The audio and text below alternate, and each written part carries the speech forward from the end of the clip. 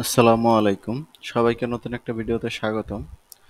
আজকে আমরা দেখব কিভাবে আমরা VS Code একটা এক্সটেনশন ইনস্টল করতে পারি এবং সেই এক্সটেনশনটা আমরা কিভাবে সেটআপ করতে পারি আমাদের ভিজুয়াল স্টুডিও কোডে। তো আমরা চলে যাই এক্সটেনশনে। এক্সটেনশনে যাওয়ার পরে আজকে আমরা যে এক্সটেনশনটা ইনস্টল করব সেটা হচ্ছে PHP CS Pixar। এই এক্সটেনশনটা ইনস্টল করব। আমি অলরেডি ইনস্টল করে রাখছি, আপনারা ইনস্টল করবেন। তো ইনস্টল করার পরে এটা নর্মালি একটু সেট আপ করতে হয়। তো সেট আপ করার জন্য আপনারা নিচে চলে আসবেন, এই এক্সটেনশনটার ভিতরে ঢুকে নিচে আসার পরে এখানে একটা কোড পাবেন, পিএসপি কোড। এই কোডটা কপি করবেন। কপি করার পরে আপনারা এখানে ভিউ থেকে কমেন্ট প্যাটার্নে যায় সেটিংস লিখে সার্চ দেবেন। সেটিংস আসার পরে আপনারা এখানে সেটিংসে চলে যাবেন, ওপেন ইউজার সেটিংস,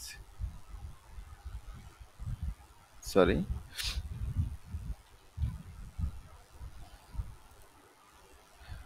সেটিংসে চলে আসলাম। সেটিংসে আসার পরে আপনারা যেটা করবেন সেটা হচ্ছে সবার নিচে এসে এই কোডটা পেস্ট করে দিবেন।